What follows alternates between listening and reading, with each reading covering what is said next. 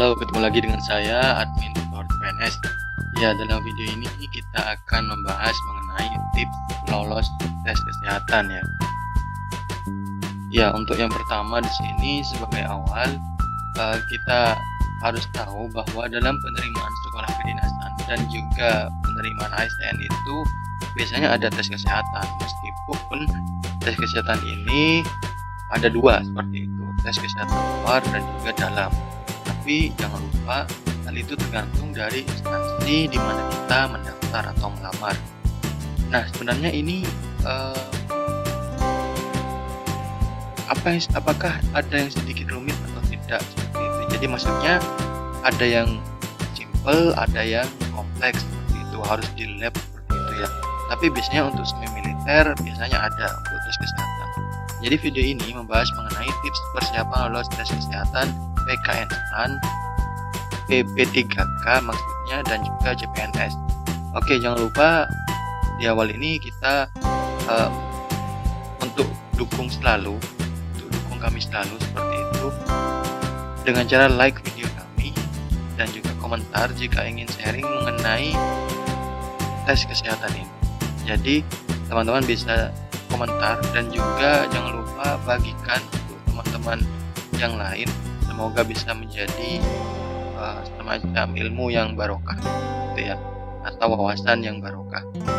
Oke, dan jangan lupa juga subscribe channel kami untuk bisa mendapatkan informasi update ketika kami upload video terbaru. Oke, untuk pengantar di sini kita kan tadi sudah bilang bahwa ada tes kesehatan luar dan kesehatan dalam.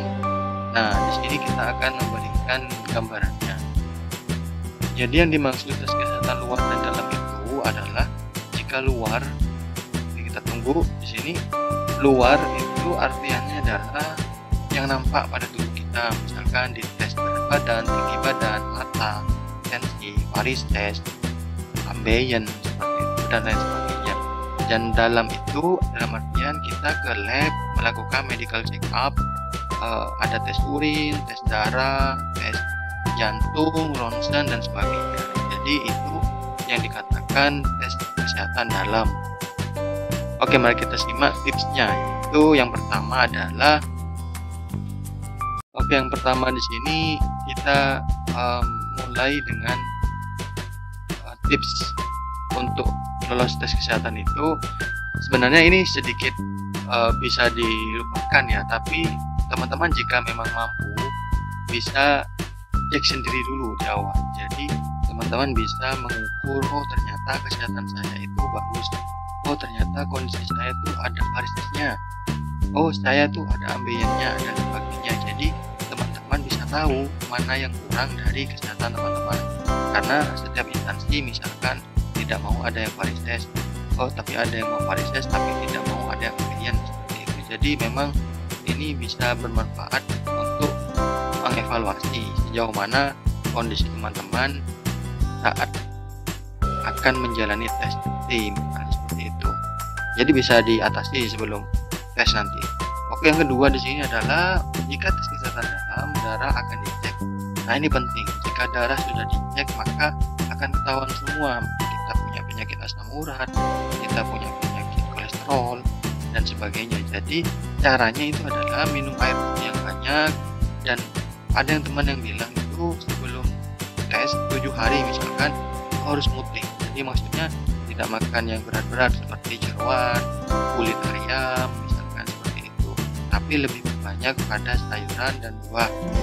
Jadi konsumsi itu agar lebih sehat. Atau bisa juga ada yang bilang nih minum soda putih atau bear brand gitu. Jadi dia berfungsi untuk menetralkan tubuh atau membersihkan tubuh kita agar bisa terlihat sehat seperti itu. Oke, nomor 3 di sini untuk bisa lolos tensi atau tes tekanan darah. Jadi ini bisa jadi berubah ya. Misalkan 1 jam sebelum ini itu bisa berbeda dengan sekarang. Nah, caranya itu sebenarnya sebelum menjelang tes berbanyak istirahat. Jadi cukup saja misalkan tidur jam 10, bangun jam 4 atau bangun jam 3 itu sudah cukup. Nah, hal ini jangan sampai dilakukan misalnya begadang. Misalnya semalam sebelum tes kita begadang, wah itu jangan. Kalau bisa juga mengkonsumsi soda putih atau Bear Brand, itu juga sangat berpengaruh untuk mengatur atau menetralisir atau menjaga kondisi kita untuk tetap bersih, sehat, segar seperti itu. Yang keempat adalah minum air putih yang banyak.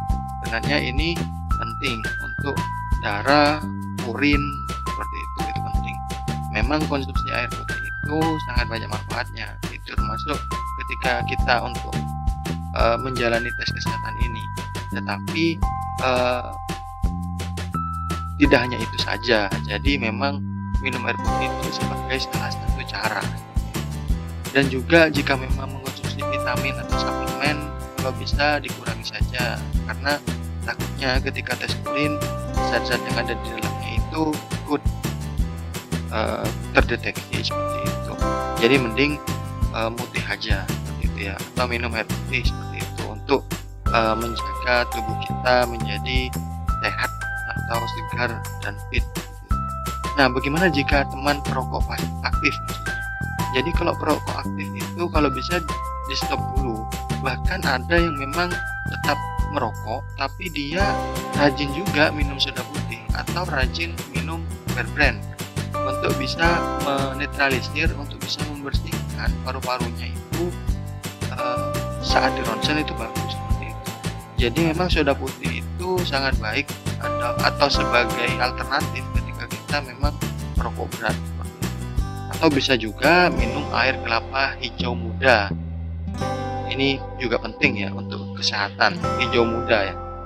Jadi memang khusus, jadi kelapanya itu fokusnya isinya air doang, nggak ada isinya, nggak ada dagingnya. Oke, yang keenam di sini, jangan biasakan mengorek telinga dengan ketempat.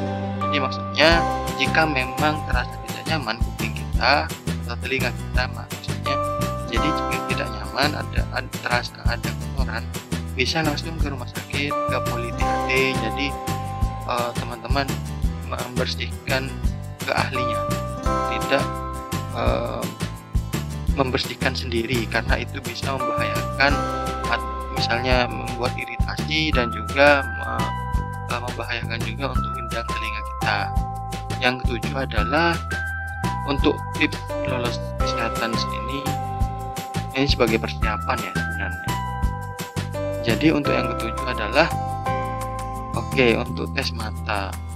Sebenarnya tes dalam itu adalah tes luar, tes kesehatan luar ditambah tes yang lebih kompleks seperti itu. Jadi tes mata benar-benar juga bakal ada jika tes kesehatan dalam.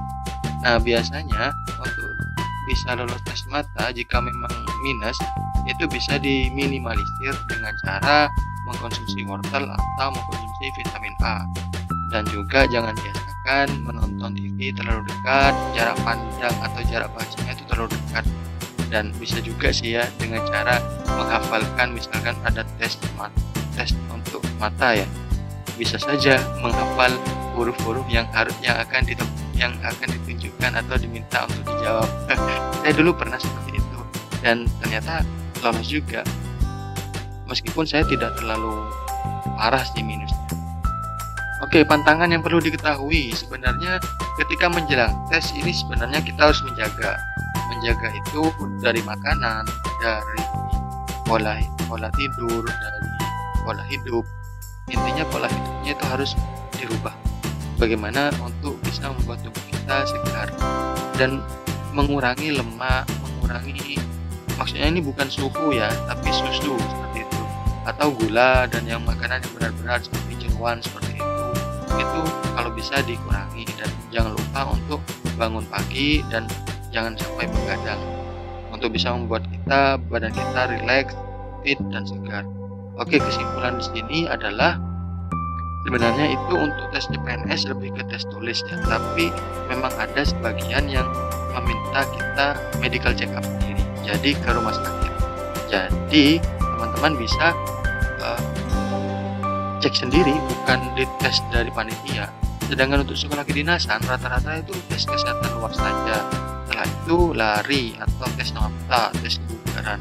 Tapi ada juga yang lewat lab seperti STIS, itu lewat lab. Jadi kita diminta untuk cek di lab dan kita memberikan hasilnya. Oke, itu saja dari kami.